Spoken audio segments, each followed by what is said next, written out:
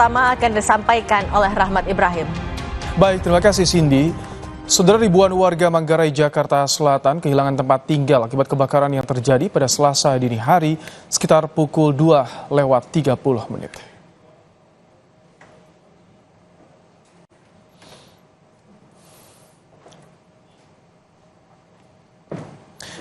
Inilah dampak kebakaran yang melanda permukiman padat penduduk. Tak ada korban jiwa dalam kejadian, tapi 7 orang mengalami luka. Pemicu kebakaran masih diselidiki polisi.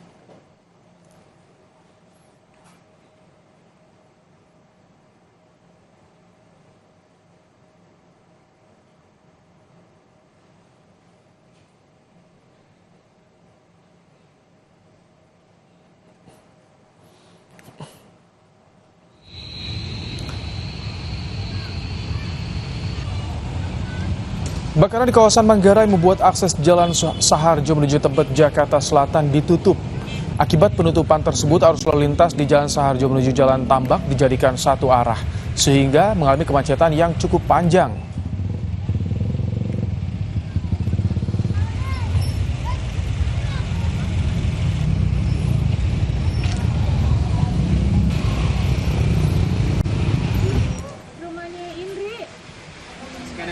Dalami penyebab kebakaran, 3 saksi yang melihat dan mengetahui awal kejadian telah dimintai keterangan. Sementara olah tempat kejadian perkara akan dilakukan setelah proses pendinginan.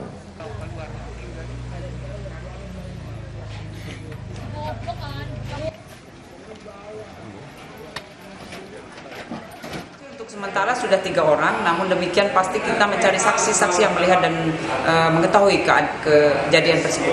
Dari Polres Jakarta Selatan oleh TKP pastinya, kemudian mengumpulkan barang bukti, kemudian pemicu terjadinya kebakaran itu yang kita gali dan kita dalami. Kehilangan tempat tinggal, warga mengungsi ke selasar stasiun Manggarai sementara waktu. PT Kereta Komuter Indonesia memastikan kebakaran Manggarai tidak mengganggu operasional perjalanan komuter lain. Hanya saja jalan masuk pintu barat di stasiun kini dialihkan ke pintu timur karena adanya tenda pengungsian untuk warga.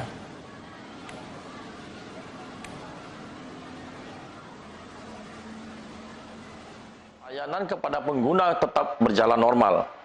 Untuk mengantisipasi kejadian yang tidak diinginkan, KAI Komuter mengeluarkan semua rangkaian komuter lain Basuta dari gudang depo overhaul yang berada di samping lokasi kebakaran. Kemudian imbas dari kebakaran tersebut, di area pintu barat stasiun Manggarai saat ini masih dipadati warga yang mengungsi sementara waktu. Hingga sore ini korban kebakaran masih mengungsi di selasar stasiun Manggarai. Bagaimana kondisinya? Kita tanyakan pada jurnalis Kompas TV ada Putu Trisnanda. Selamat petang Putu. Bagaimana situasi sore ini di selasar stasiun Manggarai yang jadi tempat pengungsian sementara, Putu? Ya, sampai dengan saat ini situasinya masih cukup riuh, Ibrahim dan juga saudara. Kenapa saya bilang riuh? Karena memang informasi terkait dengan posko tetap yang nantinya bisa ditempati oleh masyarakat ini masih simpang siur. Ada yang bilang bahwa nanti akan ada di Pasar Raya, kemudian juga ada di tempat lain dan daerah lain. Sehingga beberapa ini memang kalau saya lihat begitu ya, Ibrahim dan juga saudara, ini masih ada yang kembali ke rumah juga untuk kemudian melihat ataupun mengamankan beberapa barang berharga yang setidaknya ini bisa dibawa ataupun juga diselamatkan. Tapi tidak sedikit juga yang memilih untuk tetap berada di selasar tempat saya melaporkan saat ini, dan lewat juru kamera Kompas TV, Hanil akan menunjukkan kepada Anda bagaimana situasi terkini. Anda bisa saksikan bagi mereka-mereka yang memang memilih untuk menunggu informasi yang lebih tepat begitu untuk memindahkan baik itu barang-barang ataupun juga keluarganya ke posko, ini sebagian masih berada di selasar. Kalau kita lihat memang tadi ada beberapa bantuan makanan, kemudian juga minuman yang diberikan, tapi untuk tikar ataupun juga kasur ini belum dibagikan kepada masyarakat. Nah, sekarang lebih lengkapnya lagi Ibrahim dan juga saudara, tadi saya juga sempat berbincang sedikit dengan salah satu pengungsi yang ada di kawasan ataupun juga stasiun Bandara Manggarai. Saya akan mengajak Anda berbincang secara langsung untuk mengetahui kebutuhan apa yang sebetulnya paling dibutuhkan. Selamat sore, Pak. Selamat sore, Mbak. Oke. Pak Supadio, tadi kita sempat berbincang bahwa memang tikar kasur ini belum didapatkan ya oleh para pengungsi. Kalau bicara soal kebutuhan, Pak, sebetulnya apa yang paling dibutuhkan oleh pengungsi sekarang? Untuk kebutuhan sekarang sih ya, pertama ya untuk tempat tidur, sama toilet umum juga buat mandi juga nih belum ada. Nah, kedepannya juga nih masih posisi bingung karena belum ada tenda juga untuk titik kumpul, karena ini masih ada di stasiun Manggarai yang karena fasilitas umum itu, jadi ya kurang ini, mungkin ya yang dibutuhkan ya tenda untuk titik kumpul gitu. Pak, ini kan ada sebagian barang-barang yang masih bisa diselamatkan, tapi kalau sertifikat begitu berhasil diselamatkan kah, Pak? Alhamdulillah untuk surat-surat sih ya terselamatkan, tapi untuk karena baju-baju sekolah anak itu nggak sempat terselamatkan. Jadi untuk sementara ini anak-anak sekolah juga bingung ya untuk kedepannya sekolah gitu, karena ya nggak ada untuk peralatan sekolah. Pak, kejadian ini kan yang besar seperti ini baru kali ini terjadi, dan tentu saja harapannya tentu pengungsi ini bisa mendapatkan tempat tinggal yang baru. Kalau Bapak sendiri lebih baik dibangun di tempat yang sama atau tidak masalah kalau direlokasi, Pak? Kalau untuk masalah tempat kedepannya ya gimana mayoritas warga, tapi kalau yang saya pengen sih sebenarnya pengennya tetap berada di sini, karena ini istilahnya udah mendarah daging dari kecil itu tinggal di sini gitu. Jadi kalau bisa sih ya tetap ada di sini dengan bantuan pemerintah untuk fasilitas perumahan kembali, gitu aja harapan saya dari pemerintah. Berarti paling dekat sudah ada, terakhir Pak, sudah ada informasi bahwa nanti posko itu akan ada di mana tempatnya? Yang ini kan sementara yang di Manggarai, yang untuk tetapnya nanti sudah ada informasi? Kalau untuk tetapnya ini belum ada informasi, belum ada instruksi, jadi ini juga masih bingung ini, karena masih tersebar titik pengungsiannya, jadi masih ada orang-orang yang di dalam ini belum pada kumpul juga di sini gitu, jadi masih berada di tempat lokasi kejadian. Terima kasih banyak Pak Supadio, semoga segera mendapatkan kejelasan informasi, juga bisa beristirahat. Karena dari pagi tadi pasti tenaganya banyak terkuras. Kami turut prihatin dengan apa yang terjadi ya Pak. Dan saudara tadi sudah disampaikan bahwa memang yang paling penting sebetulnya adalah informasi.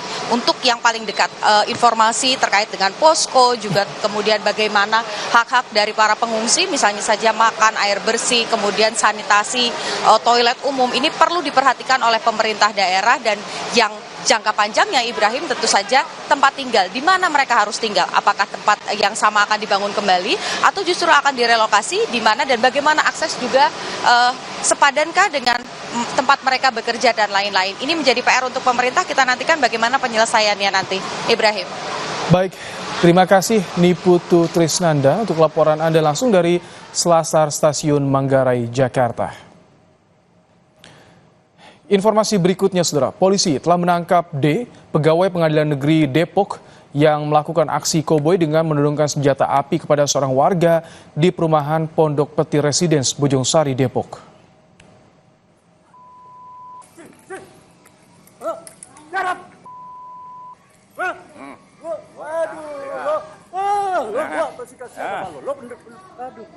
Pelaku berinisial D, seorang pegawai pengadilan negeri Depok, telah ditangkap anggota Polsek Bojong Sari usai aksi koboi yang dilakukan viral di media sosial.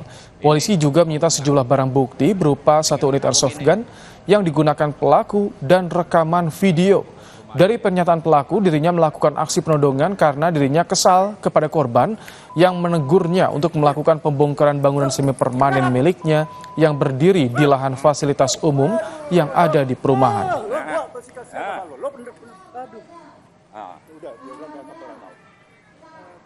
Motifnya sementara memang pelaku tidak terima dilakukan peneguran terhadap dari korban untuk permasalahan pembongkaran saung ataupun bangunan yang diminta oleh korban untuk dibongkar. Mereka ini saling kenal ya, Pak?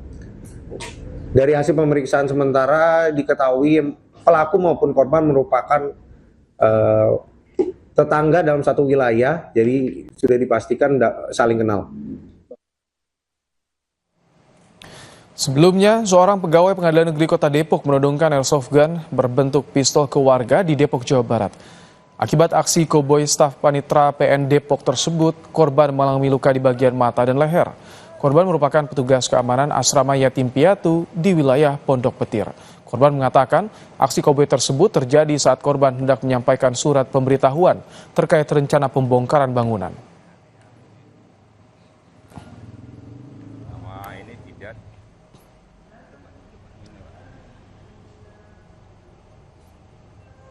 Awong ini Pak permasalahan.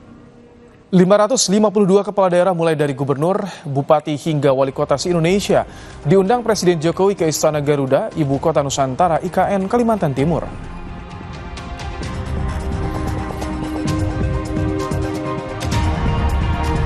Presiden Joko Widodo mengukuhkan 76 pelajar menjadi anggota pasukan pengibar bendera pusaka tahun 2024 di Ibu Kota Nusantara Kalimantan Timur.